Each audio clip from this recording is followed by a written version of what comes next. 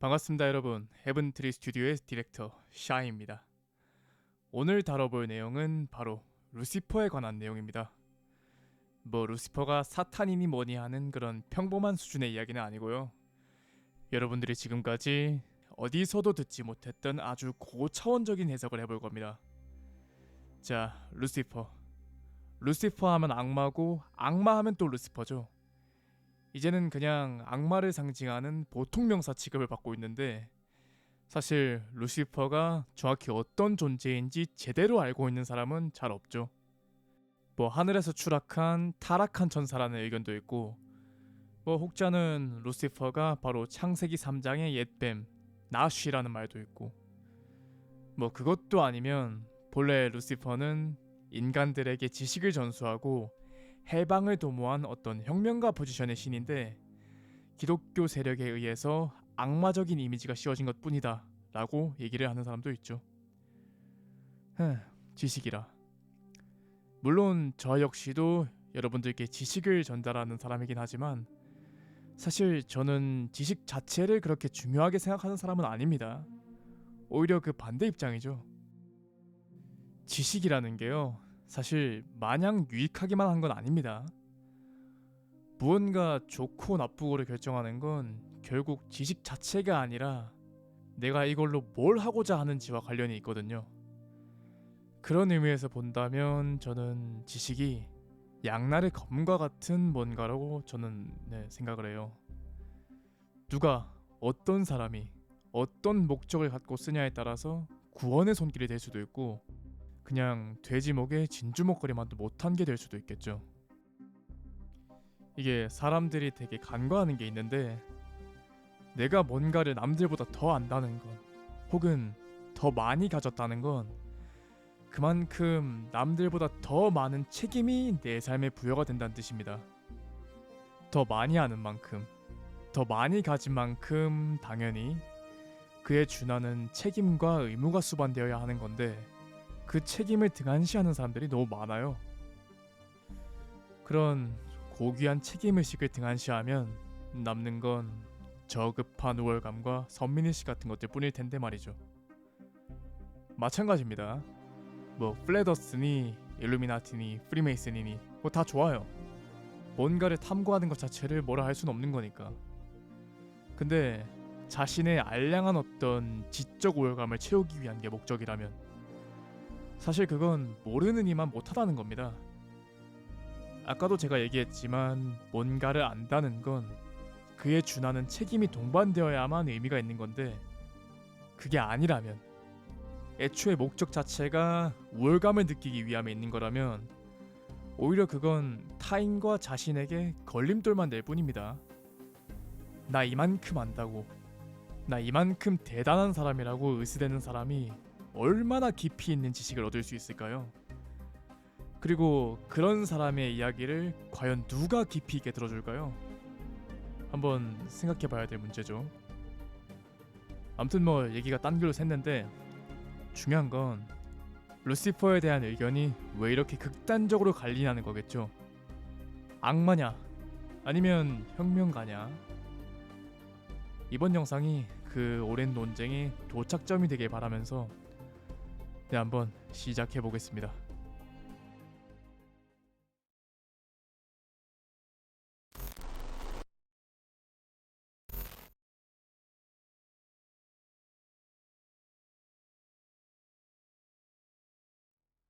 일단 성경에서 루시퍼라는 이름은 이사야서 14장 12절에서 딱 한 번 등장합니다. 물론 그마저도 킹제임스 성경에서만 루시퍼라는 이름이 언급되고 다른 역본에서는 계명성 혹은 새벽별이라는 이름으로 등장을 하는데요. 일단 역본별로 한번 비교를 해보겠습니다. 먼저 킹제임스 한글 버전입니다. 오 아침의 아들 루시퍼야, 네가 어찌 하늘에서 떨어졌는가. 민족들을 약하게 만든 자야, 네가 어찌 끊어져 땅으로 떨어졌는가. 다음은 영어 킹제임스입니다. How art thou fallen from heaven, O Lucifer, son of the morning. How art thou cut down to the ground, which didst weaken the nations. 네, 다음은 개역 개정판입니다. 너 아침의 아들 계명성이여, 어찌 그리 하늘에서 떨어졌으며 너 열국을 엎은 자여, 어찌 그리 땅을 지켰는고. 네, 다음은 공동번역 성서입니다. 웬일이냐, 너 새벽 여신의 아들 샛별아, 네가 하늘에서 떨어지다니, 민족들을 짓밟던 네가 찍혀서 땅에 넘어지다니. 네, 마지막으로 NIV 버전 성경입니다. How you have fallen from heaven, morning star, son of the dawn. You have been cast down to the earth. You did once lay low the nations. 네, 똑같은 성경 구절인데도 번역이 전부 다르죠. 뭐 여권별로 번역이 다른 건 어쩔 수 없는 부분이긴 한데, 문제는 이사야서 14장 12절의 파급력이 워낙 크다 보니까 이런 식의 번역이 꽤나 큰 논쟁거리를 제공하게 되었다는 점이죠. 때문에 지금까지도 기독교인들 사이에서는 이 루시퍼에 관한 논쟁이 끊이질 않고 있는데요. 그렇다면 왜 이런 문제가 생기는 거냐? 뭐 킹제임스 성경만이 오류가 없는 성경이고 다른 역본들은 전부 변개된 오류투성이의 성경이라서? 글쎄요, 저는 뭐 그런 이유로 대충 넘기기보다는 조금 더 근본적이고 다층적인 해석이 필요하다고 봅니다. 일단 이사야서 14장의 계명성 혹은 모닝스터, 루시퍼라는 단어는 히브리어 본문에서 헬렐이라는 단어로 표기되는데요. 이 헬렐이라는 단어는 빛나는 자 혹은 빛나는 것 정도로 이해가 되는 단어인데, 나중에 히브리어 구약 성서가 헬라어로 번역이 되면서 이 헬렐은 에오스포로스, 즉 금성을 뜻하는 새벽별로 번역이 됩니다. 그리고 이 헬라어 번역본이 라틴어로 번역이 되는 과정에서 빛을 가져오는 자라는 뜻의 루시페르라는 단어가 사용되었고, 그게 또 영어로 번역이 되면서 루시퍼가 된 거라고 하네요. 근데 중요한 건 이 루시퍼라는 단어는 오직 킹제임스 성경에서만 사용되었다는 거고, 다른 영문 번역본에서는 이제 금성을 의미하는 모닝스타로, 마찬가지로 한글 역본에서도 금성을 의미하는 계명성과 새벽별, 샛별 등으로 사용되었다는 건데요. 이러한 차이 때문에 킹제임스 성경을 쓰는 기독교인들과 다른 역본들을 쓰는 기독교인들이 이제 맨날 치고받고 싸우고 있는 거죠. 킹제임스 주의자들은 루시퍼라는 이름이 타락하기 이전에 사탄을 뜻하는 고유명사라고 주장을 하고, 다른 역본들을 쓰는 기독교인들은 이제 루시퍼라는 말이 본래 고유명사가 아니라 새벽별 혹은 빛을 가져오는 자라는 뜻의 일반 명사라고 주장을 하면서, 왜 그걸 니들 맘대로 사탄을 의미하는 고유명사처럼 번역을 했냐, 이런 식으로 얘기를 하죠. 근데 제가 봤을 때 이건 단순히 그냥 번역 문제가 아니라 어떤 중요한 맥락 하나를 빠뜨렸기 때문에 생긴 문제라고 보고 있습니다. 아까 제가 헬렐이라는 히브리어가 헬라어로 번역이 되면서 에오스포로스가 되었다고 했잖아요. 근데 이 에오스포로스라는 단어는 금성이라는 천체 그 자체보다는 새벽별의 신, 금성의 신이라는 의미가 더 강했습니다. 왜냐면 이 에오스포로스는 그리스 신화에서 진짜로 새벽별의 신으로 여겨지는 존재였거든요. 이 에오스포로스는 별의 신인 아스트라이오스와 새벽의 여신인 에오스 사이에서 태어난 신인데요. 아스트라 플라네타라고 하는 행성신들 중에서 금성을 담당하는 신이었다고 합니다. 그냥 쉽게 말하면 금성신인 거죠. 그리고 이 스토리는 나중에 로마 신화의 새벽의 여신 오로라의 스토리로 전승이 되는데요. 이 오로라의 아들 레미 역시도 마찬가지로 새벽별의 신입니다. 이름은 루시페르. 그냥 둘이 같은 존재인데 이걸 그리스어로 부르느냐 아니면 라틴어로 부르느냐 그 차이인 거예요. 아무튼 뭐 그래서 제 생각에는 계명성이니 루시퍼니 샛별이니 하는 것들은 단순히 금성이라는 천체를 의미하는 게 아니라 금성을 인격화한 신이 여러 형태로 분화되어 온 어떤 결과가 아닐까 싶은데, 이 부분은 제가 다음 파트에서 얘기를 좀 더 해보겠습니다.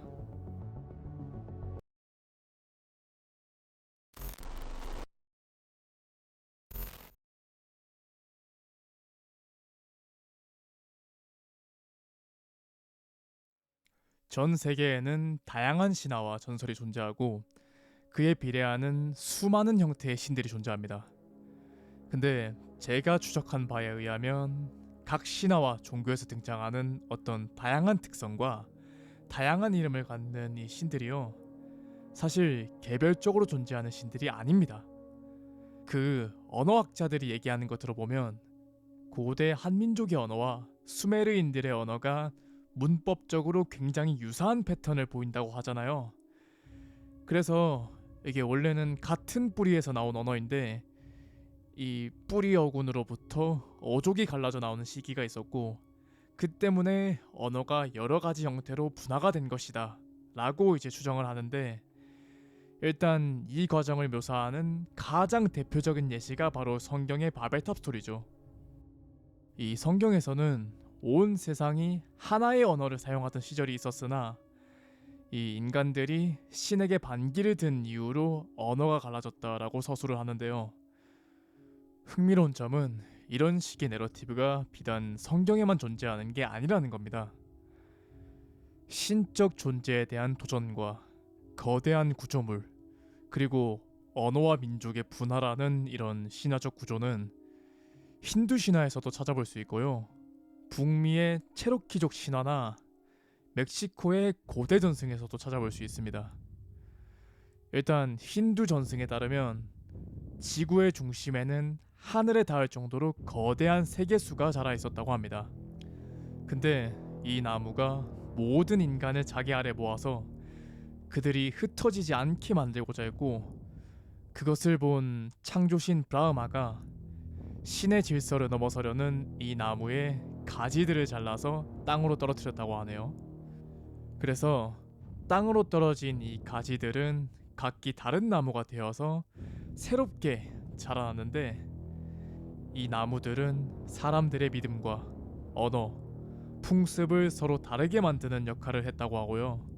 그 결과 인류는 하나의 언어를 잃고 각지로 흩어지게 되었다고 합니다. 어때요? 바벨탑 신화랑 굉장히 유사한 스토리라인을 공유하죠. 그리고 멕시코의 고대 전승에서도 바벨탑 신화와 굉장히 비슷한 이야기가 전해집니다. 여기서는 대홍수에서 살아남은 사람들이 또다시 홍수가 발생할 것을 대비할 목적으로 거대한 건축물을 만들기 시작했다고 하는데요. 이것을 주도한 이는 바로 셀후아라는 거인이었다고 합니다. 참고로 바벨탑 건설을 주도했던 님롯 역시도 거인이었죠. 하지만 이것을 본 신들은 셀후아의 이런 행위를 신에 대한 도전으로 여겼고 곧 그 거대한 건축물을 파괴해 버립니다. 그리고 다시는 이러한 행위를 하지 못하게끔 인간들에게 서로 다른 언어를 부여해서 아예 협력하지 못하게끔 만들었다고 하네요. 내러티브가 다 비슷하죠? 신적 존재에 대한 도전, 거대한 어떤 구조물, 그리고 언어와 민족의 분화. 중요한 건 대홍수 때와 마찬가지로 이 언어의 분화가 굳이 신의 징벌로서 묘사된다는 부분인데요. 언어라는 게 단순히 민족의 이주나 사회문화적인 차이로 자연스럽게 분화한 거라면 왜 굳이 언어의 분화를 이런 식으로 묘사를 했던 걸까요? 혹시 이런 식의 스토리에 원형이 존재하기 때문에 계속 비슷한 아류들이 파생되는 건 아닐까요? 어쨌거나 한번 생각해 봐야 될 부분이죠. 뭐 다른 분들은 어떻게 생각할지 모르겠지만 제 생각에는 이 신들이라고 불리는 건 역시도 같은 맥락이었다고 봅니다. 아까 에오스와 오로라의 사례를 보시면 아시겠지만 뿌리가 같아도 언어적인 차이가 존재하면 그 이름은 물론이고 그것을 묘사하는 형태 역시도 달라지게 되는데요. 이 부분을 고려한다면 각 신화와 종교의 원형격 되는 신이 어족이 분화되는 과정에서 여러 형태로 분화된 게 아닐까라는 가설을 세울 수 있겠죠. 마치 금성 신인 에오스포로스가 라틴어로 루스페르가 되었듯이. 그렇다면 이 최초의 금성신, 금성신앙의 원형을 찾아야 되는데, 일단 제가 찾아본 바에 의하면 대부분의 금성신은 수메르의 이난나 여신을 그 기원으로 한다고 합니다. 이난나는 하늘과 땅의 여왕으로 칭송받는 신이며 금성의 여신이자 사랑의 여신으로 숭배가 되었는데요. 이게 아카드 제국기로 넘어가서는 이시타르라는 이름으로 숭배가 됩니다. 물론 이시타르 역시도 하늘의 여왕이자 금성신으로 숭배가 되었고요. 이게 이집트에서는 하토르라는 이름으로 불리게 되고, 셈족어로는 아스타로테, 히브리어로는 아스타로스로 불리게 됩니다. 아스타롯, 성경에서 악마 혹은 우상 숭배의 대상으로 여겨지는 바알의 아내이자 이스라엘 민족과 가나안인들이 숭배하던 대표적인 여신이었죠. 마찬가지로 금성 여신이자 하늘의 여왕으로 숭배되었고요. 나중에 이게 그리스와 로마로까지 이어져서 각각 아프로디테와 비너스라는 이름으로 불리게 됩니다. 비너스가 뭐였죠? 네, 금성이죠. 로마 신화에서 루시퍼의 어미로 묘사되었던 오로라 역시도 마찬가지입니다. 오로라는 앵글로색슨 신화의 에오스트레를 그 기원으로 하는데요. 사실 이 에오스트레도 이시타르에서 파생된 여신입니다. 결국 이 많은 신들이 전부 이난나와 이시타르 계보에서 파생된 신이라는 건데, 아까 제가 말씀드렸죠. 신들이라는 게 사실 개별적으로 존재하는 것들이 아니라고. 전부 언어가 분화되는 과정에서 각기 다른 이름과 형태로 묘사된 것뿐이지 사실 그 뿌리는 다 같은 거예요.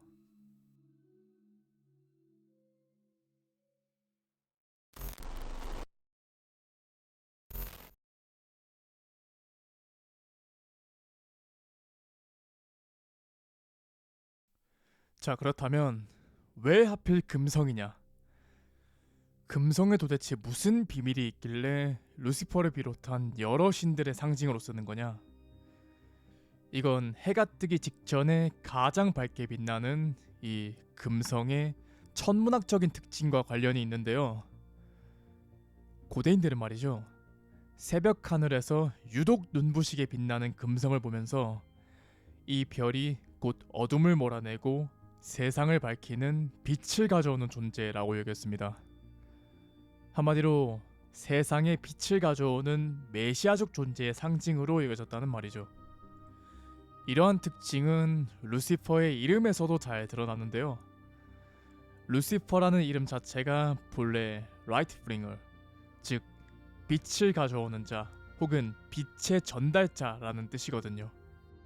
때문에 영지주의 계통 종교에서 루시퍼는 보통 인간들을 계몽할 빛을 전달하는 존재로 묘사가 되는데, 이러한 특성 때문에 종종 그리스 신화의 프로메테우스와 동일시되기도 합니다.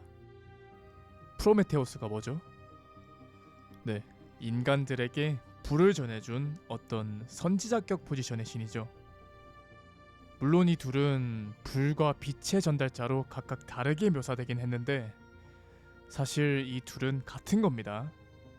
불과 빛은 둘 다 지식 혹은 지혜를 의미하거든요.